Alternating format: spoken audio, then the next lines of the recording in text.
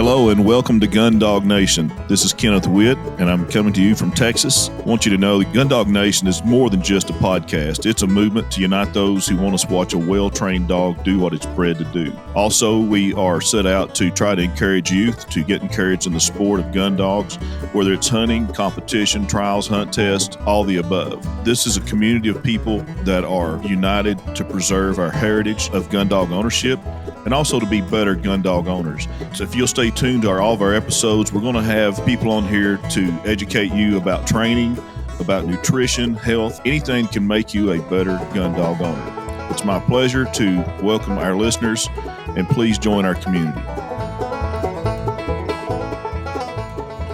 All right, you're listening to Gundog Nation. This is Kenneth Witt.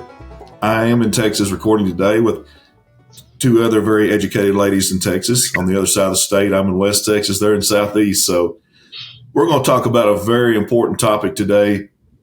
I'm not going to get into too much because I don't want to say anything wrong or make the wrong, mispronounce a word, because I've tried to read this word and I'm not even going to make an attempt at my hillbilly tongue to pronounce that.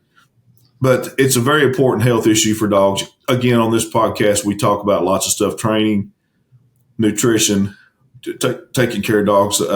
Health is obviously number one, even for hunting dogs. But what they're going to talk about affects all breeds of dogs. So it's not just something that's affecting hunting dogs.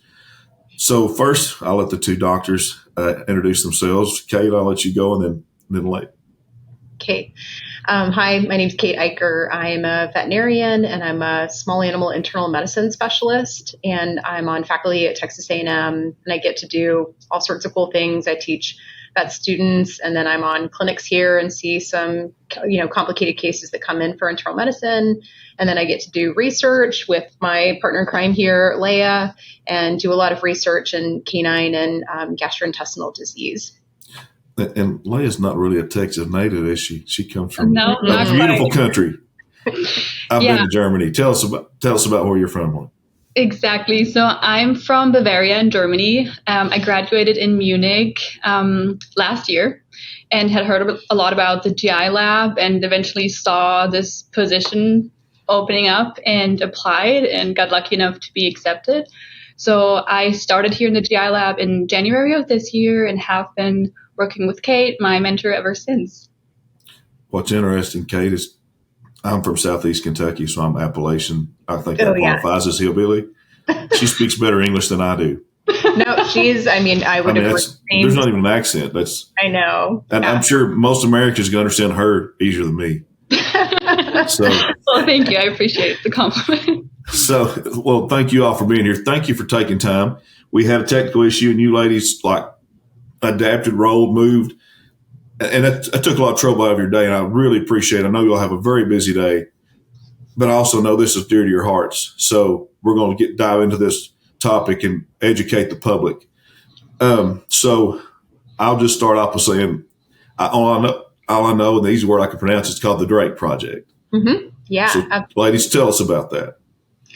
Okay, well, the Drake Project is our sort of easier to follow name for our smaller research group within a really big research group in the GI lab here at Texas A&M. So our small research group is called the Drake Project. And we named the Drake Project after a patient that was really dear to my heart, a lovely dog named Drake. And he was a really stubborn, stoic, but also very ill with this parasite that we investigate. His name was Drake. And he had a very committed owner who just was like, hey, please, figure out what's going on with my dog and try to make him better. And we found that he had this parasite, and we were able to treat him for that. But he had developed some complications related to the parasite. And he had to be euthanized, and we were really heartbroken. And, his owner had said something really important, which was, I didn't know about this parasite. And, is this something that if I'd known about, or if I tested for earlier, would I still have my dog? And so we sort of made this commitment to say, well, we're going to try to learn more about this. And so that was sort of how it all began. And we added some other folks to the team. So Lea's one of the team members. And then we have a whole bunch of other folks that people that interact with us get to email correspond with that are not on camera. So Leah was going to mention some of those folks as well. Yeah, so we started with just Kate, Francis, who's another grad student here at the GI lab, and me, and now we've expanded pretty drastically. We're now having Hannah on board. She's a vet student who did amazing research work within our project in the southwestern United States. And then we have some other brilliant students, Morgan, Mackenzie, Paulina, Kelsey, Dakota, and Caroline. So these names might sound familiar to some people who have been working with us. Yeah, they're all amazing and on our team. Now, y'all talk about a parasite. You know, we worm our dogs for parasites. This is something different, correct? Yeah, that was the thing. What makes this different? Yeah, it's a parasite that's sort of the normal fecal test that dogs get when they go into their vet's office. So there's this whole list of, things like vaccinations, heartworm prevention, flea tick prevention, and they usually get a fecal test, and it's called a fecal float. And it actually won't find this parasite the vast majority of the time. So it's something that could go undetected. And then the preventatives that dogs get don't normally protect them from it. So there's nothing that we know of right now, which we hope to try to change in the future. And it's also just not well known, even here in Texas, where it's been for a while. And now the idea it's popping up in other places. It's something where some dogs can get really sick. And if their vets don't even know about this and their tests don't find it, so it's all these sort of things that had given us concern. So the majority of the vets, I guess, is generalizing, can't even detect this parasite, you're saying? Yeah, with the normal tools that they would use in their hospital. And then, what really made us mad at this parasite? So Drake was a lovely patient. He was a Labrador, tugged on my heartstrings because I have two Labrador ladies at home, and they're heat-seeking missiles for water. So this parasite, the dogs can get in water, that affected this breed. And then thinking about all of the other dogs that work in or have fun playing in water that could be at risk. Leah has also a Labrador, so we're really, really committed to thinking about this particular parasite could potentially affect a breed that we really loved dearly. Is it only contracted in water, or is there other ways to contract the parasite? Yeah, so water is really the risk factor that we know of. There's no way to basically transmit the parasite from one dog to the other just by them being in contact. So they're always, because parasites have life cycles and they just have to go through different stages of development, it's not possible, again, that a dog can just give this to another dog just by being close to it. But a dog would have to wade in water, swim in water, maybe even just drink out of a source of fresh water to be at risk of becoming infected. Is it still like some parasites? Can it be contracted by feces, by waste, animal waste? In theory, yeah. This life cycle is really weird. Mm-hmm. So I'll let Leah talk about that as well, because you have to have, a dog and you have to have water. And then there's also another part to the whole process that's sort of strange but really important. Yeah, so again, parasites have life cycles. They have to move through these different stages. And we also know that parasites need hosts, right? And there are different kinds of hosts. There is a definitive host, which would be a mammal like our dogs or raccoons out in the wild. And then there is intermediate hosts that only serve as like a short-term temporary environment for the parasite to move into its next stage. So basically what happens if a mammal, let's say a dog, is infected, they will shed parasite eggs in their feces. So let's say a dog poops somewhere, he's infected or she, there are parasites in its poop. So what happens now is if these parasite eggs come in contact with fresh water, they'll hatch. So they need the component of water in some sense. They will hatch, and then they will seek out their intermediate snail host, which is usually a snail that belongs to the family of pond snails. They're really small, kind of hard to identify, because there are so many snails that look alike. So what this parasite does is it infects the snail first, spends a couple weeks within the snail, develops, and then leaves the snail again back in the water. And, because they're usually pond snails, it could be a river, it could be a pond, it could be any body of water, really. Fresh water only, but so it will leave the snail and swim around for maybe a day. They don't live forever, but if a dog now comes in close proximity to the parasite, the parasite is able to infect the dog just by penetrating the dog's skin. So they just go through intact skin. It's pretty creepy to think about. And then within the dog, they go through a whole new migration. So basically what they do is they enter these dermal blood vessels, right? So blood vessels in their skin, because you can think of blood vessels almost like a highway that connects the entire body, right? Through the blood vessels, the parasite can travel first to the lungs, then to the liver, obviously causing damage in these organs. Then in the liver, they will mature into adult male and female flatworms, so they're little worms. And they end up eventually settling down in the veins that take care of the gastrointestinal tract. So they live there, they lay their eggs there, and eggs can then get distributed in the dog's entire body, or go back into their intestine and be shed again with the dog's feces. And that would be like the end of the cycle now. So as you see the water and the snail, they have to be in place for an infection to move on to the next dog.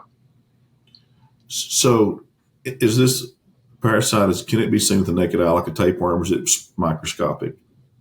Yeah, so you wouldn't be able to just identify it. It's tiny, microscopic, as you said. Yeah. Okay. Are you all finding that this snail is all over the U.S.? Is it in certain regions of the United States? What have you found? So technically, we don't know all of the snails that could be capable of supporting the life cycle, right? We know the snails that researchers that we've been collaborating and other researchers, we know that they were able to prove that certain species are capable of doing it, but there might as well be so many more that we don't even know of. And technically they occur worldwide. So they could be anywhere, which is obviously a huge potential for a disease to spread, not even just in the US, but also other countries. So. Okay. I'm going to ask you all, just a dog owner / amateur trainer, and you all too, you're dog owners. We watch our dogs. We know when their feed is not enough, they're not getting enough nutrition based, maybe their coat, their hair, whatever that sign might be. We also can usually tell when a dog is wormy, whether that's not the great scientific word to use, but we can see that a lot. How will we ever know that our dog has this dangerous parasite? Are there signs that you look for as an owner, that we know to go to the vet? Yeah, that's a great question. And I think what's really interesting is that, so I can tell you about the symptoms that happen in dogs, and some dogs may not have symptoms at all, or they may not for a long period of time. Those are the questions we need to answer. But I think when specifically thinking, because, Lea and I get to live in this like perfect part of Texas where we have all of these working retriever dogs that are here that traveled in this area and train. And as a clinician, sometimes some of these dogs come here for other reasons, and they might have a history of weight loss. And I think that's always something like they're, with a new trainer, or they've got a new training program, or, these dogs they're just like amazing, but I imagine they're really hard to keep body condition on. So you always have to try to make sure, is there something really simple like that? And Kate, I'm going to interject just 1 second, because I'm going to tell the rest of the people listening throughout the U.S., I didn't realize until I was over in that area in the spring, but that part of Texas where you're at, the College Station, LaGrange, that whole area is like the mega capital of Labrador Retriever training in the wintertime. It's amazing. I love it. And it's another reason that some of the best clubs in the United States are those clubs. But I just didn't realize the campgrounds get full of guys from Minnesota, North Dakota that can't train water dogs because the rivers are frozen, the water's frozen, Michigan, Upper Peninsula, wherever. And those guys all come down south. Now, not just to Texas, but a lot of them come to Texas. Yeah. And it's crazy. You'll see dog trailers and campgrounds, a mile long. And so that's what Kate's talking about. I hate to interrupt her, but for most people, you all are in the capital of the retriever world in the United States, in my opinion. Yeah. And that's a really, Ken, we'll come back to the symptoms because I want to make sure to answer that question, but I want to also, I think that part of our story is really cool about this. So, Drake was just monumental in terms of changing things. Not we hadn't seen this infection before, but it just frankly pissed me off that this lovely dog is no longer here from a parasite. And so it was one of those things where it made me also sad, mad for Labradors. And then I started to have an awareness, to your point, about the fact that we were right here in the middle of the Mecca. And I thought, holy smokes, here's this parasite that people don't know about. Here's this amazing, committed, dog owning, training, handling, thriving community that comes here. They travel all over the place. We started to become aware of other parts of the country that had dogs that were infected. And so it just sort of was one of those things to think, holy smokes, is this something really important we need to investigate? And then I was really trying to get involved in the Labrador Retriever community. I'm pretty sure I ended up on some sort of like creepy lady watch list of like emailing all these people. And then one day when I was trying to submit a grant proposal and I just wanted to have somebody tell me something more concrete that I could put into it, that I Facebook messaged Kelly Curry at our local retriever club, which unknowingly also we have a fantastic, the Bryan College Station Retriever Club is top notch. I'm a member there, even though I live 8 hours away. Yeah. And Kelly immediately responded, talked to me and was like, what can we do to support? And he connected us with all of these people in this community. So we're sort of like the crazy poop ladies going to all the hunt tests in the spring, talking about this parasite. And it was something where I just wanted to make sure to like talk about that part of the story, because that really was monumental for helping us move this forward. And then we have a larger community now, but it was really cool to start that here and be so connected. And, Master National is going to be here in Giddings next year. Like, it's just, what a cool place to live, but what an important question to ask in these dogs. Yeah. And Kate and Lea, I think you all would agree with me. I hope you do. If you don't, be honest. But hunters, and this is one reason I have this podcast, hunters, gun dog owners get a bad rap. The general public has no idea how much people like me and people that own these labs, the money, the time, the health. They're well taken care of dogs. Would you agree? Oh, yeah. And as a clinician here. There's exceptions, sure. Yeah. But yeah. As a general rule.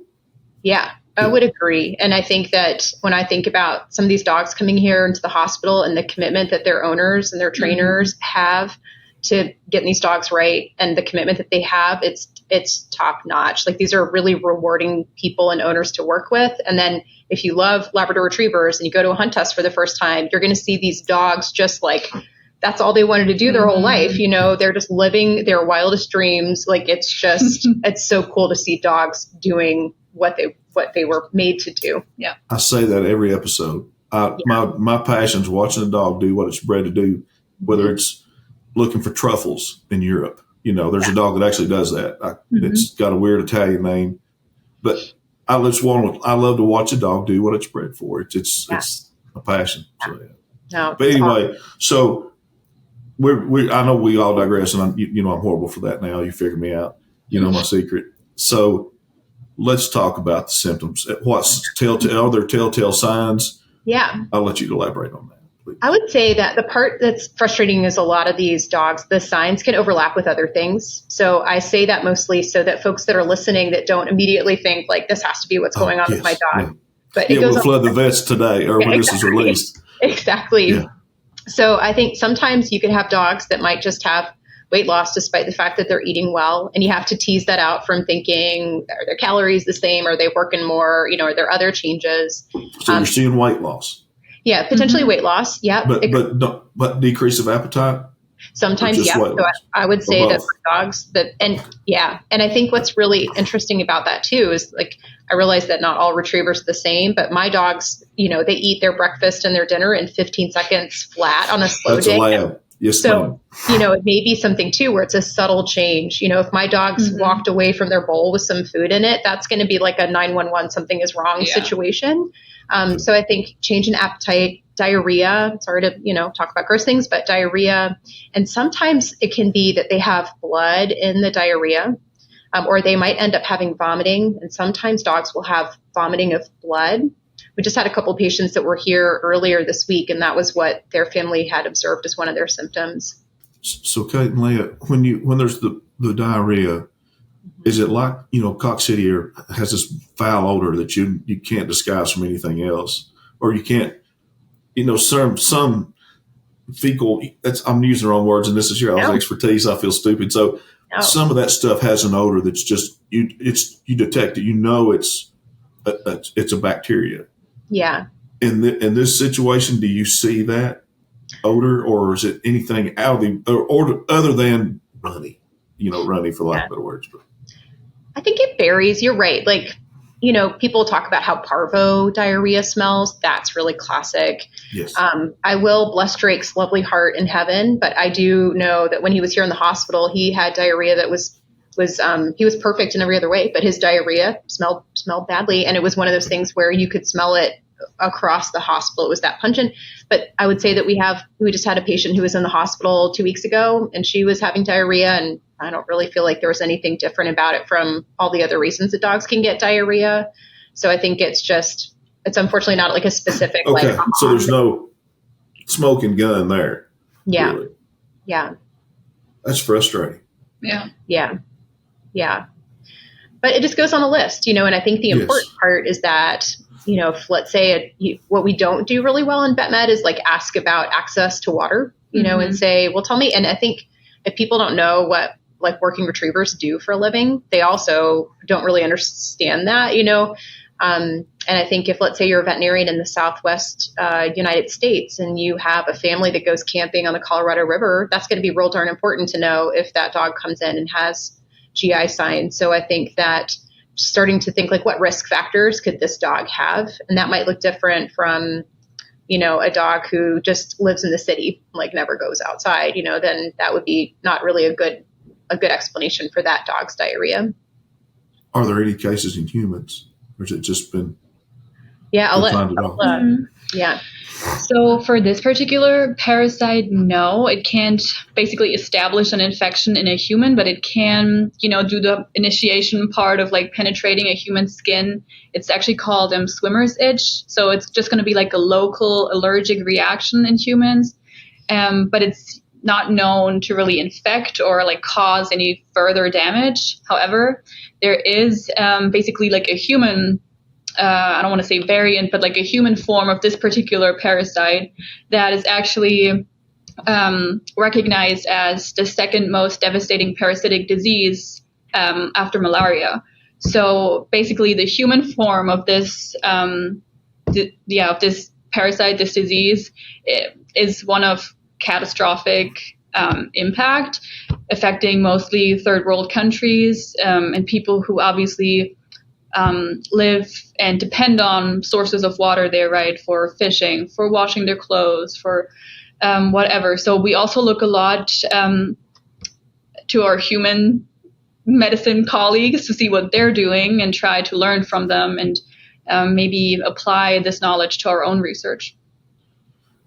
Do you all have a list of states or bodies of water that this parasite's been found or like confirmed? So we're working on that. We're trying to capture as much information as we can from people enrolling their dogs in our study. So basically, anybody who wants to test their dog, right, is we're asking them to complete a questionnaire that basically asks, where has your dog been? What kind of bodies of water do you remember? Has your dog been frequenting a lot? Or can you think of anything, that might contribute to an infection if we find this dog to be positive?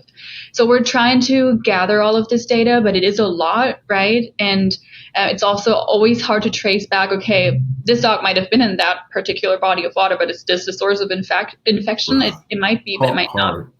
Exactly. So we're trying, and we definitely want to come up with maybe a sort of map or like some sort of information to give to people to be like, okay, we know for sure this is a high risk area. We don't know about these other areas, and these things are subject to change too, right? Yeah. Since raccoons can be affected super easily by this parasite and they're everywhere, right? They might carry this infection from one body of water to the next within a day or two. So are the coons, Leah, are they just carriers or do they die from this too? That's a really good question. We honestly haven't, we don't have too much information on like how it affects a raccoon, but there have been studies where they have been, dissected, looked into, and they get the same organ damage that the dog would get. So I would say they're also getting sick, but it also depends a lot on the burden, the parasitic burden, right? A raccoon might be fine if they just have a few parasites, right, in their system. I mean, they have other parasites as well. So they do have some sort of resistance to these things, right? Or they wouldn't thrive so well out there. So it depends, but they're not immune to the effects that this disease has. And, I wonder too how it would affect, if any, I have coon dog hunters. I actually had the world champion coon dog on this podcast who was from my hometown. That's ironic. I mean, his father and I grew up probably less than a quarter mile from each other. Wow. But those dogs are hunting coons, and they don't always trap them, but if they get up their mouths easily. Mm-hmm. So. Yeah, Ken, it's really interesting. So there has been, and I bring this up because we have a lot of folks that are really interested in the snail aspect. And I remember when I first started talking about this here, that a lot of the folks in the Retriever Club were asking about snails, because snails are obviously like required for this to happen. But it was also interesting for thinking about like duck hunting dogs, and ducks like to eat snails too. So that puts like ducks and snails and dogs like all at the same place. And what's hard, like to Lea's point earlier, she talked about how small they are and how they look like so many others. So we are really lucky. I want to give a shout out to our snail collaborator experts. So there are two groups that have done a lot of work where they've actually been able to prove that the infection is in a specific body of water. And one of those was a group out of New Mexico. And also our parasitologist had investigated a man-made pond in Utah, Moab, Utah. And then our colleagues at UC Riverside were the ones that actually found the snails and found them to be infected with the parasite in this town called Blythe, which is right on the California-Arizona border. So now we really think the Colorado River, is potentially a source for dogs, like exactly where, how, or what part we have to tease out. But in the West Coast, there's less bodies of water. If I get in a plane and fly up over Texas, it's just like pond. And you think about the dogs that come through here and train and travel, and they've seen who knows how many, training ponds and grounds that they've been on, different types of water. And correct me if I'm wrong, Kate, I know my geography might be a little weak, but the Colorado River runs all the way through Texas. Correct? Oh, is that the same river? Right, it is the same, isn't it? No, actually, well, I wonder if somebody's going to be listening to this that's going to be a Colorado River expert. But this gave us a lot of confusion, because we're like, wait, the Colorado River is like in Austin, right, and comes through Texas. Yeah. But this actually goes all the way up to basically like Colorado, literally, and then it comes down through Utah, and then it comes like along the side of Nevada and Arizona, and then runs on the border between Arizona and Arizona and California. And so it's sort of a different Colorado direction. Okay. Mm-hmm. Yeah. Because the one we're talking about starts here in West Texas and goes all the way through towards Houston. Right. Yeah, exactly. Yeah. Okay. So that's better. Yeah. So are you guys are there other projects in the United States that are doing what you're doing, that are working on this, trying to find a cure, trying to find a diagnosis? What all is going on besides the Texas A&M project? Yeah, so I think we're positioned right now because we see so many of these cases in Texas, unfortunately. And also we work in the GI lab. So there's a lab here, a bigger lab that is specialized in GI disease, pancreatic disease, liver disease in dogs and cats. And we have a lab where people can send us tests, and like pay a fee. It's like we're a nonprofit, so it's less than a lab for profit, but they'll send us. So veterinarians all over the country will send us tests to run. One of them happens to be the fecal test for Heterobilharzia. So it's one of those things where we actually were already set up to be able to do all the testing here. And so we are sort of really well positioned, I think, to receive samples and collaborate with veterinarians. So there are other veterinarians out there who have investigated this a little bit and have put out a little bit of literature, which has been really helpful. But we're really, there's not been that much movement on it until we came in here. And now we're so positioned to be able to try to make a difference here. And a lot of that is because of community support and in being willing to test their dogs and give us more information and tell us about our dogs. So we work with some people at other universities who might have a case or two and they want to ask us for some advice. But really, in terms of like who's really working and digging on this, that's our group. It's you, okay? Yeah. Is your goal? I assume this is one of your goals. I know you have many goals, but do you want to get a diagnostic testing to every vet, or is that an end goal? Yeah. And is that feasible?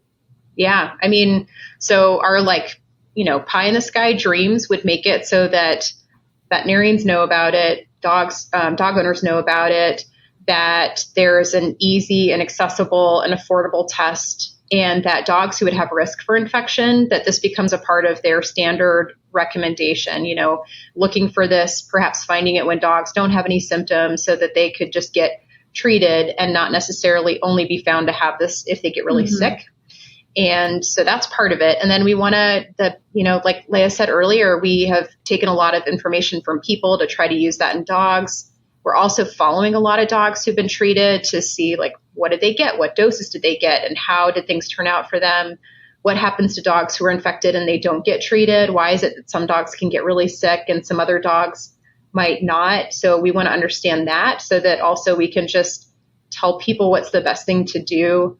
And we also would really like to think that there's a way that we could think about what's a preventative drug and dose that would set dogs up for success, because to be very honest, like my dogs, I'm not going to stop putting them in water. That's what they love. Their entire life revolves around that. And so saying don't put your dog in water is not something that is going to be good for, a dog's happiness, for their owner's happiness, their job, what they were trained and want to do. Yeah. Has the AKC or the UKC or these organizations stepped in to help you guys? Yeah. So I think in terms of support, working with a lot of AKC organizations here in Texas has been great. I'm really glad you brought that up, because in terms of thinking about how do we get support for doing some of this research, is that the tests that come into the GI lab that their veterinarians and owners pay a fee for, we are able to reinvest that back into research to some extent. But we also apply for grants. So that was actually how I met Kelly Curry here locally, was trying to get some support for that.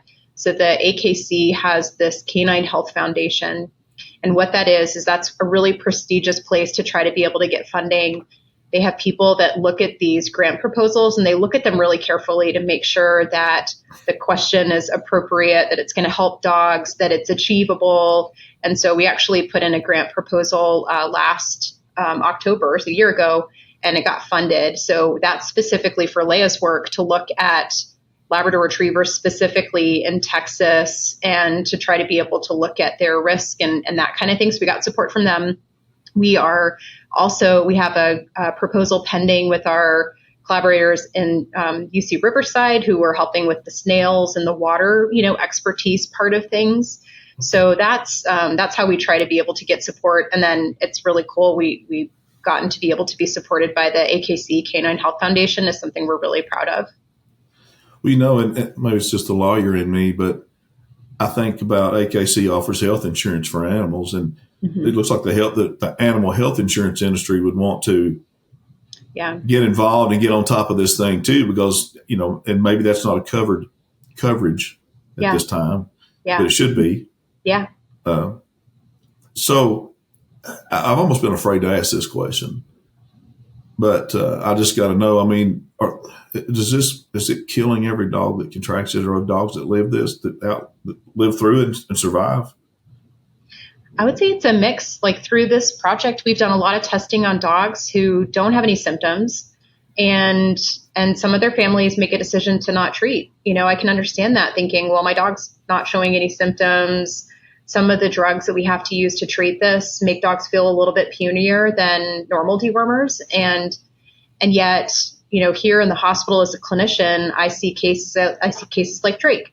I see cases like there were 2 dogs that were in through our ER service on Monday, and they'd been really sick for a while. We had a patient who was just hospitalized 2 weeks ago. There's just like this constant drum of, if you're coming into a hospital like Texas A&M and you're being seen by an internist, you're being hospitalized, then your dog is pretty sick. And that, I feel like that's too far. And we've had a lot of success with treating dogs, especially if they're not, really, really, really sick when we make the diagnosis, or in Drake's case, he had some complications secondary to the infection that we couldn't turn around. But I think for the most part, most dogs, if they're sick and we catch this early enough and their families are able to, support them through treatment and sometimes hospitalization if they're really sick, then we can make a lot of these dogs better, which is cool. I've got so many questions, and I'm trying not to just blow y'all up, but do we have numbers that we know how many dogs in the U.S. that we know of have at least reported cases? Is there a number? Because I'm just curious, are you allowed to give that, or do you feel at liberty to give that? Well, I guess so. Part of Lea's whole project was to try to talk about prevalence. So I'll let her kind of speak a little bit about, I guess, what we know, and more importantly, what we don't know. So I can't give specific numbers yet, but what I can say is we're looking here in Texas at 3 groups specifically. One is our Labrador retrievers that do go in the water a lot, right? Because we're looking at this breed specifically too, because historically this was the breed that was most commonly represented when it came to Heterobilharzia cases. But we're also looking at a comparison group, which is actually a group of hounds that also go in the water a lot, because we were also curious, is there a difference in breed susceptibility, right? Or is there maybe aspects of immunity in some of these dogs or not? And then our third group is Labrador retrievers who do not go in any water. Say their real name, what we call them. The land-based Labradors. Land-based Labradors.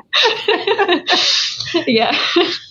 And so we're looking at these 3 different groups, and what was surprising to find was that it seemed like hounds were affected more frequently than the water Labrador retrievers, water-based labs. So you think it's because they're thick coats and the hounds have little short coats, or does that have anything to do with it? I don't know. I don't know. The interesting thing is there are a lot of different possibilities. Mm-hmm. What I think was really important is that through this work, we went out trying to figure out prevalence. We thought, well, let's get the highest risk breed, that people have said so far, and doing the highest risk work. And we wondered, since we haven't found, that match, in that particular group, we wondered, are they developing some sort of immunity? Mm-hmm. Is there something that they have from maybe repeated exposure that would be different from the others? And we also wanted to make sure that people didn't get blinders on and say, well, this isn't a lab, it's not going to get this infection, because we've diagnosed Jack Russell Terriers, Chihuahuas, Frenchies, name a breed. And so this is something that affects all breeds. So, but I wonder if once we analyze Lea's data, about whether we'll find something that might be able to help all dogs. Who knows? Yeah, it was just my first reaction when you said that. I thought, well, most hounds have really short hair, thin hair. Coonhounds is what I'm thinking. That's about a really right interesting now. But labs, they have a undercoat, a oily coat, and and all that. I don't know. I'm just curious, but that's interesting. So I'll let you finish, Leigh, because you were getting on a really important topic. Yeah. Sorry. Yeah. Basically, to wrap this up, while I can't give any specific numbers yet, it seems like where we're looking, we're finding it. Not always to the same degree, right? But we've been receiving samples from Pennsylvania, right? We've been looking in Florida. We found it a few times. We saw it. Well, we always knew it was common in Gulf Coast and Southern Atlantic states, right? It was reported in the Carolinas before, Alabama, Louisiana. That's not necessarily new information, but there are definitely, especially in California, Arizona, and Utah, more and more cases. And so I feel like if you have a dog and you live in that area, it might be wise to just keep it in mind, to maybe get your dog tested, because it really can't hurt, because we just don't know how fast Heterobilharzia is spreading, where it is spreading. We don't want to cause any panic. Obviously, you could be totally fine where you are, but it's just something to keep in the back of your mind. Okay. And I guess it's fair to say, both of y'all, that just because it's happened, let's just say, for an example, a lake, some certain lake in Utah, that you've had, just because they jump in the water and back out doesn't mean they caught it. There's more to it than that, right? There has to be an attaching and, a touch, whatever. That's not the great word, but you know what I'm saying? So it's more than just jumping in, jumping out, or playing for a few minutes. No, for sure. I mean, there always have to be factors in place. It's kind of like for us, right? When we're in an elevator with someone who's sick, you might get it, you might not, right? And no one really knows why that is. And it's kind of similar for our dogs that get in water. It also might differ on like the speed of water, right? Or like, are they more towards like the border of a river, or are they, if someone taking their dog on a boat and they go all the way in the center of a lake, right? And maybe it's better there because there are no snails possibly directly there. So we're trying to uncover these patterns, but no, as you said, just because a dog is in water does not mean like they're for sure going to have it. You should talk about what we learned about with the like daylight, dusk kind of thing with the snails and the cercaria, the part that comes out of the snails. About them being shed mostly in the evening. It's interesting. So snails, they're obviously living creatures too, right? They have some sort of differences in their biology, and when it comes to temperatures, when it comes to nighttime, daytime, right? So what we've been seeing is, first of all, warmer temperatures seem to increase the activity. Like that's what literature says, seems to increase basically this like biological activity of snails, and potentially also the occurrence of Heterobilharzia americana. But it's also interesting that there are like different times of day where they're more likely to shed, right? Which is, I've been reading about it in the evening or early morning time. So kind of like dusk dawn types of the day. So that's interesting too. There might be a safer hour in the day. And since they're only live for like about a day, maybe shorter. There's so many variables. It sounds just crazy. One thing we've not really dived into is we talked about treatment. What is the treatment that you offer for dogs that have this? Mm-hmm.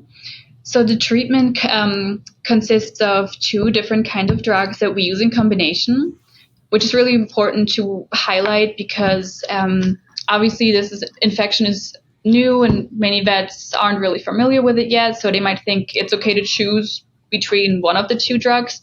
But what we've been experiencing is that it's really important to use them in combination. So one of them is called praziquantel. They're using the same exact thing in human medicine, actually. And the other one is fenbendazole, which probably dog owners have heard of, maybe not. Like Panacure. Yeah. Horse wormer, but wormer, yes. Okay. Exactly. So we're using those in combination, and we use pretty high doses of praziquantel, doses that are kind of unheard of for many vets when they're first confronted with treating this infection. It also can make dogs feel pretty sick, pretty puny on top of already being sick, right? So Kate and I always try to highlight that there's also a need of supportive treatment if you treat it. It's not just a parasite needing to be eliminated, but it's also just a dog needing to be supported through this treatment. So high doses of praziquantel is usually what we're seeing has a good effect when it comes to treatment. However, there are also low dose protocols that veterinarians and researchers have been looking into. So they just try to use lower doses that seem to be a little more easy on the dog's system. While there is some treatment success with those lower doses, they're not super reliable. So what we always emphasize and what is so important is the retesting aspect of treatment. Usually what we do is we do a first round of treatment and then we wait 4 weeks. And these 4 weeks just give the dog the time to basically clear out whatever, right, is in their system. It takes a while for them to release these eggs, even if the parasite might already be dead, right? It's not like this and the dog's going to be cleared out of all parasites. It'll take a while. So after this first round of treatment, we wait for 4 weeks and then we retest. So what we do is we ask people to collect ideally 3 fecal samples from 3 consecutive days. We do that because the Heterobilharzia is actually shed intermittently. So a dog might shed them on one day, but not on the other, which makes it even more tricky, right? And then if we still find it, we initiate a second round of treatment. And we could potentially here adjust the dose if we feel like maybe last time wasn't enough, maybe we need more. And then we go through that second round of treatment and then test again after 4 weeks. So treatment, test, treatment, test. And something else that would probably be worth talking about is that because we need these really high doses of praziquantel, it can be hard because we don't have these drugs readily available in the required dose in veterinary medicine. So basically, if you have a dog, a Labrador, you would have to feed them, I don't know how many pills. Yeah. Kate's dog. When I was in vet school, my dog had this infection, and I gave him the veterinary form, and it was these 34 milligram tablets, and I gave him like 50. He was a big dog. Gave him like 50 of these. Also, he didn't have any anti-nausea drugs on board, and so like 3 doses in, he vomited up all the pills. And so now the nice thing is, and a lot of veterinarians, again, because this is just not familiar to them, there's a human tablet that's bigger, the 600 milligram tablet. So now for a bigger dog, we can say, depending on their weight, like here's 1 tablet, which is a lot better than trying to give 50. And also we try to be really thoughtful about giving them anti-nausea medications and having those on board. If the medications are going to make them feel sick, then maybe we can help them feel a bit better during their treatment period. So Leah and I have a whole lot of like, you should do this, we think this is best kind of things, but ultimately the majority of dogs in our study, they're not our patients, right. And we trust and value their veterinarians knowing like what they need. Yeah. And one other thing I just thought of is the possibility of compounded medication. So basically, there are certain pharmacies who offer to compound certain drugs like praziquantel, which basically just means that the drug can be, or the medication can be tailored to the specific needs of that patient. For example, they can modify the dose, they can turn it into a liquid, or that has, a nice flavor for a dog, or a chewable tablet. So that might be something for vets, and that could be helpful to know that this is something that can be explored. Well, the first thing I thought, I'm not afraid to say this on here, it sounds like y'all was using the backyard COVID treatment that people were using, the wormer and ivermectin, never mind. But yeah. But that's interesting. So I guess I was trying to think of how this just all works when I'm listening to y'all, but are the parasites confined to the digestive and the intestines, the digestive system? Is that where it's all confined to? Is that the way to get it out? Yeah. Or is it in the bloodstream? And I'm not I'm not medically trained, so I might be sounding foolish, but yeah, no, I'll let Leah talk about all the places it can be, and then I can tell you from like the clinician standpoint about what that looks like and how we try to, because there's some really interesting things that this infection can do. So we'll like make it a 2-part thing. Okay. Yeah. So the answer is both. You said both, right? You said, yes. Are they in the blood vessels? The answer is yes. And they're also in organs, right? Which makes this tricky again. So technically they lay their eggs in the bloodstream, and then the bloodstream takes these eggs and brings them to the next organ, where then basically trapped, right? This could be the liver. This could be the pancreas. We've seen structures that looked like they're, eggs and tissues and kidneys. There's other, it doesn't just affect dogs. There's also cases in horses or just other mammals, and they found it in the lungs, so there is infinite possibilities. Well, does it attack that organ? Like if it's in the lungs, does it attack the lung or the liver? So the problem is it does yes and no. So basically it is a foreign body, right, in that tissue. And the immune system will then cause inflammation, right, because our body wants to get rid of anything that doesn't belong there.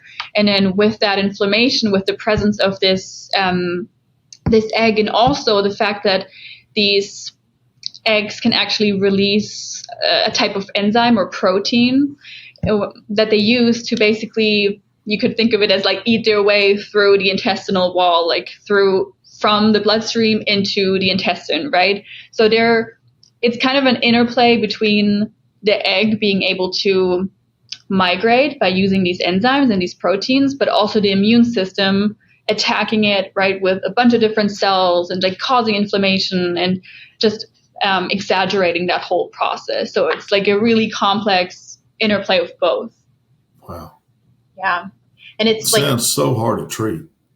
Well, I think the part is what, Leah described in terms of this inflammation that happens is part of the problem. And so I think some of the things that we'll see would be that if there's these eggs in the intestine, there's a bunch of inflammation around them, then that might be why a dog starts to have vomiting or diarrhea or has bleeding, in their GI tract, for example, that they, pass out in their poop. It can be in their pancreas, and it can cause problems where the pancreas can't do its job properly, or a dog, gets pancreatitis. It can be in the liver, and then the liver is affected and can't do its job. So, that's why we're like, this is, a parasite that we're pretty pissed at, because it can do all these things. And sometimes what we need to also better understand for these dogs is sometimes the infection's treated, but all that inflammation that they had while the parasite was there has left some, so that dog needs support for whatever that might be. So that's another thing we're trying to understand. Sometimes this is a kind of a interesting, I'd rather that dogs don't have this parasite, but it's kind of a interesting, cool thing that we found, which is that it causes all that inflammation. It'll cause this, what we call mineralization, which basically means that it's sort of like speckly appearance. And what's been really helpful about that is that we started to, I can't take credit for that. We can't take credit for that. That was some people before us, radiologists, that found that dogs would have this sort of classic appearance with their belly x-ray, that you could see that their intestines were sort of outlined with this line of brightness. Drake had that. Drake had, he has a full litter mate, a female who completely recovered with treatment. She had that.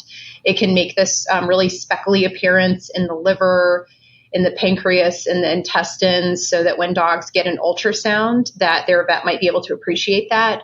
So it was a really big deal when people saw that, because if you see that with either an x-ray or an ultrasound, you could be really darn suspicious. And then that helps that vet say, whoa, I'm going to test this dog. I'm going to go ahead and see if we can find eggs in the poop, and be able to treat. So that has been really, really helpful information that came along. And it's, all vets can do an x-ray of the belly, so it's just something that if they see that, it's like burned in their brain to say, oh, that's that, weird parasite that has that long name. But I'm going to test for it. And nothing else that you know of causes that kind of crystallizing, mineralizing look? Is that unique just to this parasite? I guess I'll never say, medicine, like veterinary medicine's a humbling place. We learn something new, something changes, something breaks the rules. It's like dog training. Exactly. It's very humbling. We're just here for the ride. So I would say that, I wouldn't say never. I think there's some dogs can have some other disorder, but for the most part, usually those other things are pretty easy to see on blood work or other things that you know about the dog. So I would say it's pretty darn classic. And that's consistent. You all talk about a lot of stuff, and there's so many inconsistencies. I'm thinking, how in the world do you know? But is that something you find that is consistent? I wouldn't say it's 100%, which is really frustrating to hear. I would say that our impression is that probably takes some time to happen. So I bet those dogs are infected for a longer period of time for that to happen. So a dog who's early, you may not see that at all, which is probably better, because there's things that have gone sideways for that to show up. Do you all know, and like I said, I'm always throwing numbers at you or requests for numbers. What would you say? And I know it depends on what time you get them in, how long they've had it, how long they've been infected. But what are you seeing as a survival rate? Do you have a rough figure in mind? I think there's some reports in the literature, but that's actually really hard because all of those dogs are different. Some of those dogs didn't get treated. So if you don't get treated for something that's made you really sick, probably not going to do well. There are dogs that were really affected, like Drake, for example, had these other complications related to the infection. Like he basically developed a cancer secondary to his infection, and we weren't going to be able to make that go away, But I would say, for example, we see a lot of patients back for rechecks that have been treated and they've done great, and they go on and live their lives. And then their families just have to try to, worry, like, are they going to get this again? I don't want to go through, just normal things that people who love their dogs, think about. So I feel like most dogs who get treated, if they can be treated, if they tolerate it okay, and can get a good treatment plan, I feel like most of them will, and they don't have complications, secondary, like Drake, for example, then I feel like we can make those patients better. And I keep going back to this, and maybe this is a horrible analogy, but it's almost like COVID, right? I mean, there's people that died from COVID. Yeah. I have 4 kids. My son, youngest, has never had COVID. Yeah. Some people have symptoms and they're about to die, and some people have symptoms and they're walking around and working. And I guess it's kind of similar, isn't it? Yeah, absolutely. To a degree. Which I think is hard because, I think folks understandably really want us to be like, you definitely should do this, because if you don't do this, then this is going to happen. And we can't say that for a fact, and I think that it's really hard for a lot of these families to say, well, my dog's fine, and you're telling me these drugs are going to make them feel sick. And, I love my dog and I don't want them to feel sick. Why would I just, why would I do that? And so it's a tough spot to be in. And we try to keep an open mind, like some dogs get sick and really sick, and that's a problem. And we don't know why some do and some don't. I assume, and I'm not getting into your financial business, but I'm going somewhere, I promise you. I assume that you all are probably a nonprofit based organization. And I also would assume that you would like to have support from any place you could get it for these studies. Yeah. And how can people do that? Where would they go? Yeah, that's a great question. This project sort of exploded, which is really exciting. And we were trying. That means expense too, right? When it explodes. Yeah, exactly. Like we have, people that help. Most of them are people that, are not a great salary, but like literally this is kind of how it is in the university. And that we've got a team that helps support these efforts. We have the supplies, for testing dogs, the cost of testing for cases of dogs that live in other places where we don't go out and actually get the fecal samples. We've got shipping to just try to make it as easy as possible. But you're right, those things add up. And so, for example, for the work that we've done here in Texas with the Labradors, which is where this whole journey started, we have support from the AKC Canine Health Foundation.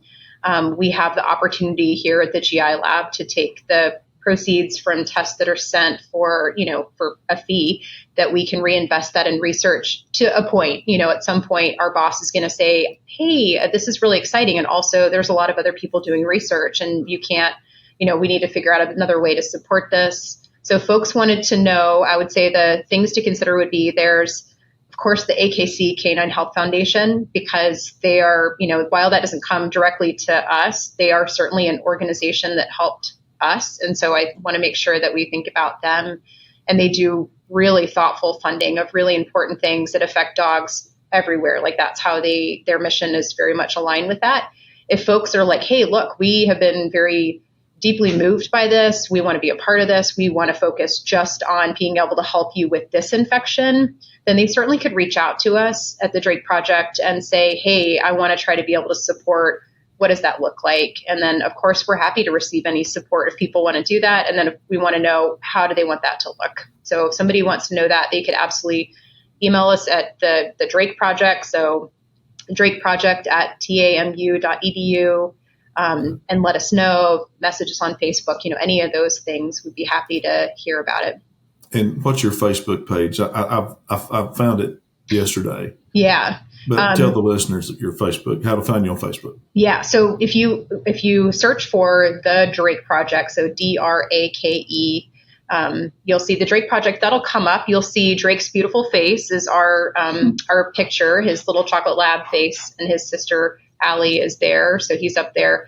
And then you'll see other words. It's the Heterobilharzia Americana Research Initiative. But ultimately, if you search by that, but a lot of folks, that's been the coolest thing about I just want to give a shout out to our community on our Facebook page, because we had a lot of trepidation about having a Facebook group and knowing that people sometimes get into conflict and take things sideways. And our group is so amazing. Yeah. Like they are there so people will post about their dog being diagnosed and they're worried, or they want to share a success story. People post pictures of their dogs, which make our hearts explode every day.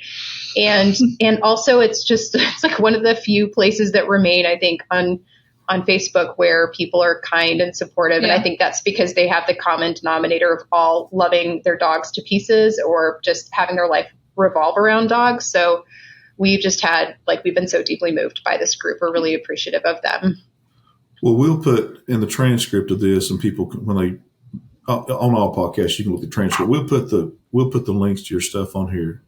That'd be great. And on that note, while I'm talking about that, I've got a website too for the podcast. Any information that you want me to share as a PDF that our people can download, if you have a map that you could share, and then, we've talked earlier about question and answers. Mm-hmm. I'll be glad to put that on there. That'd be great. Yeah, we would love to be able to share that. And I think for map, we can release what we know preliminary, which is at least perhaps a map that just shows all the states where this has been found. And it'd be important for folks to know that all we know about that is that's where that dog lived when the sample got sent to us, but that doesn't necessarily tell us where they got it. But ultimately, it's been interesting to see that map grow over time. And then what I really know that the folks in the, Southwest United States, there's all these communities that revolve around the Colorado River. They're like family homes, vacations, lives, businesses, all these things that they really want a map of where all we found it. And we don't have that to be able to put out yet, but I promise that's something that we want to get out there. We have to do it right, and have the right information. Kate and Lea, what's really got me just puzzled is the states you mentioned. There's no rhyme or reason. It's like southern warm states, and then Pennsylvania, then the desert, and Utah, and exactly. Arizona. So you got wet, tropical, marshy climate. You've got the desert. You've got more moderate, in Pennsylvania. It's just no rhyme or reason, really, is there? Yeah, it's wild. Arizona is a place where people diagnose valley fever, in people and dogs, and we don't see that here in Central Texas. And so why on earth this freshwater parasite that requires snails is in the middle of a desert there's no rhyme or reason. And I want to make that clear too, because you all said that a couple of times. I've really paid attention to what you use the word freshwater. So there's nothing found in salt water. Correct. Yes. Okay. Mm-hmm. The beach is still a safe place. Yeah. Yes. If only we all lived by it. Yeah. Ladies, we had some really great structured questions, and how I kind of operate. Is there anything that y'all would like to share that I haven't talked to you about or asked you about? Let me check the list of questions because I think that we had, all right, looking at down the list, because we had some people that had shared questions on our Facebook group. So I'm looking down that list. Mm-hmm.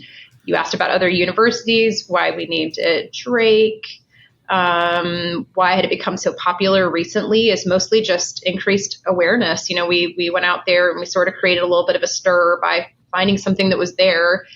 Something's not there unless you don't look for it.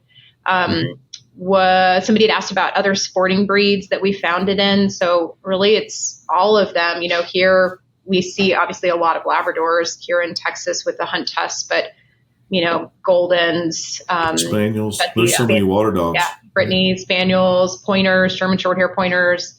Found it in all of those. Talked about the snail.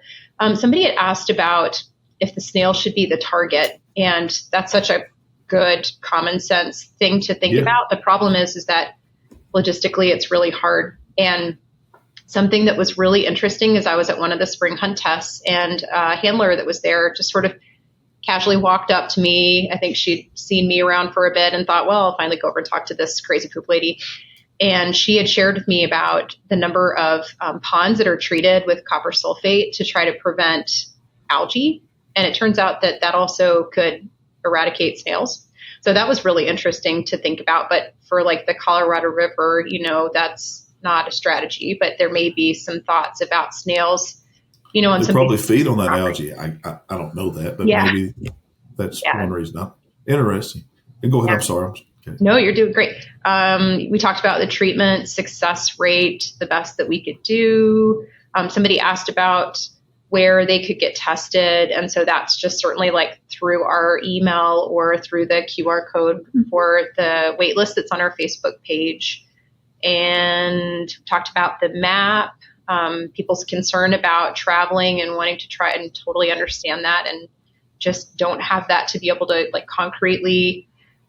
Somebody had asked about myths that we can dispel. And I think most of those are things that we've covered. I think that also we just have to say there's a lot to learn, which is what we're doing. So we're not going to get arrogant ahead of ourselves and be like, this is definitely the thing, other than it's there, and somebody asked about cataloging articles. We can absolutely have that on there's some information there on our Facebook page, but it's on once we get a little bit more caught up with testing things we want to do. Talked about funding. People asked about how else they could support. So I think we really covered all those things, which was great. What a great conversation. Too, you're talking about the coon being the host. This is a little off topic, but not really. I go to a vet there in Menard, where my ranch is, and just a small country vet, and they had a reported rabies case from a fox. Yeah. Wow. So, and then, I've been told that coyotes and stuff carry parvo pretty bad, and foxes. Mm-hmm. So, so I guess, and I know Lea went into pretty good detail about that, but I just hope that the coon is not also the next contributing factor for this parasite. I think you said it has to have water it can't be a ground to air based transmission. Right. No. Good. I mean, that makes me feel better, right? Because my ranch is full of coons, and my dogs run. I'm sure coon feces all over the place. Yeah. The only question is how much water is really needed, right? Like if maybe a lawn is flooded, would that be enough for a dog to walk through? And we don't know these things, so. Okay. But for sure, if it's just dry, there really isn't a chance, as far as we know. Okay. Interesting. That's something. Yeah. Well, it's alarming, but I'm still so glad that we've done this. And, we need to thank Kelly Curry, because he called me. He's like, Ken, I know this ain't completely your wheelhouse. And I went, actually, Kelly, it is. No, this is exactly what this is set up for. And educate animal owners. And they don't have to just be dog owners, not just gun dogs, but any dog owner. But, yeah. Well, I'm very appreciative of y'all taking your time. I want to thank you for your efforts in doing this. As I'm sure y'all don't get paid enough for all the work you're doing on this. It has to be a passion, and you sounds like you have a team that has the passion. So thank all of you. But you know what? We may follow this up later. Yeah. And give an update, maybe a few months, whenever y'all want to, whenever you feel like. Yeah. You know what? We got some more information. We got good information. We got bad information, but we need to at least tell the people. Yeah. Holler at me. We'll do it again. Yeah. We'd be happy to. Yeah. Thanks so much for having us on. We really enjoyed it. All right. Ladies, y'all have a great weekend. Thank you so much. And I'll keep in touch with you. Okay. Awesome. All right. All right. Bye.